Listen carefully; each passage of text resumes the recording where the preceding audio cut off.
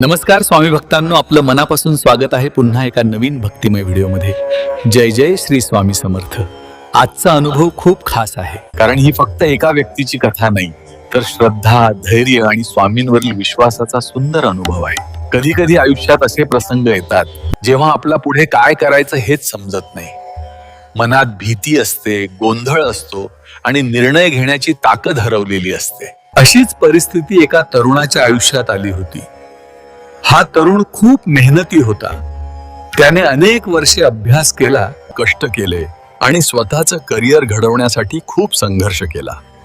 एक दिवस त्याला मोठ्या कंपनीतून नोकरीची संधी मिळाली. ही नोकरी त्याच्यासाठी खूप मोठी होती. पगार चांगला होता, भविष्य उज्ज्वल होतं, पण एक अडचण होती.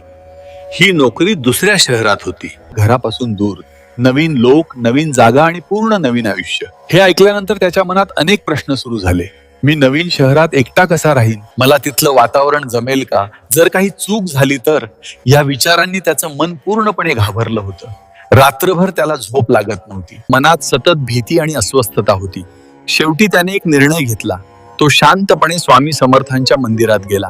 मंदिरात पोहोचल्यावर त्याने स्वामींच्या मूर्तीकडे पाहिलं आणि त्याच्या डोळ्यात नकळत पाणी आलं, कारण मनातील गोंधळ खूप वाढला होता. तो स्वामींसमोर बसला आणि डोळे बंद केले.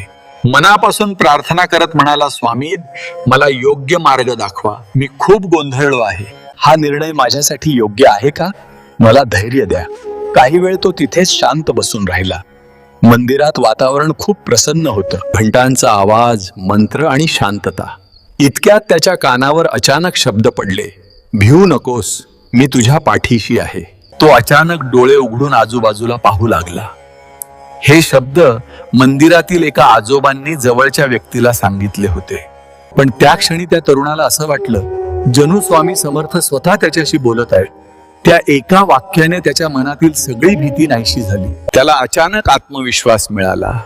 मन शांत झालं आणि त्याने ठाम निर्णय घेतला, मी ही संधी स्वीकारणार. काही दिवसांनी तो नवीन शहरात गेला. सुरुवातीला थोडं कठीण गेलं, पण हळूहळू सर्व काही व्यवस्थित होऊ लागलं. नोकरीत त्याला यश मिळू लागलं. नवीन लोक भेटले, नवीन मित्र मिळाले आणि काही महिन्यांत त्याचं आयुष्य पूर्णपणे बदललं. एक दिवस त्याला जाणवलं, जर त्या दिवशी भीतीपोटी मागे हटला असता तर कदाचित आयुष्यातील ही सुंदर संधी गमावली असती.